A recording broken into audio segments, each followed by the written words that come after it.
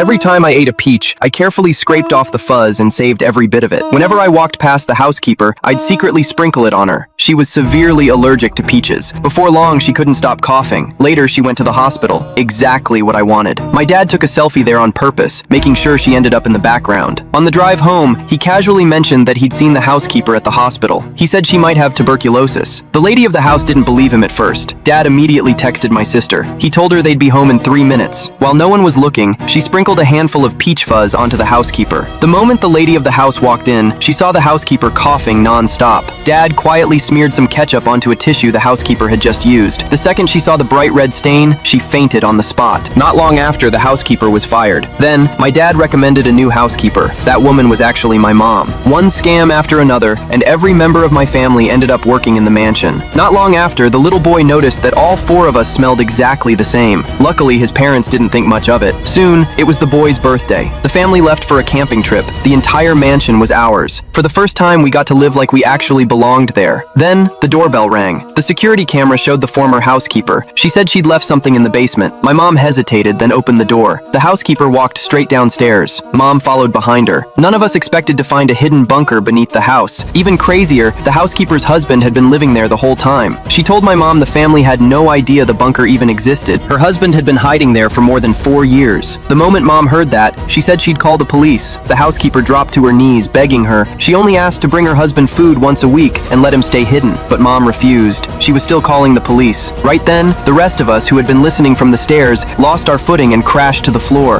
The housekeeper froze. The moment she heard what we called each other, she figured it out. We were one family. She pulled out her phone and started recording. She threatened to send the video to the lady of the house. We panicked. She ordered us to kneel down with our hands in the air. While she and her husband were celebrating too soon, Dad suddenly charged forward and knocked them both to the ground. We grabbed the phone. I deleted the video before anyone could stop me. Just then, the lady of the house called. They canceled the trip. They'd be home in 8 minutes. She also asked my mom to get dinner started. The second the call ended, we split up. Mom rushed into the kitchen to cook noodles. Dad and I dragged the housekeeper and her husband back into the bunker. My sister cleaned up the living room. By the time the family walked through the front door, every trace was gone. Just as we started to relax, the housekeeper broke free and sprinted upstairs. Mom saw her, ran over, and kicked her straight back down into the bunker.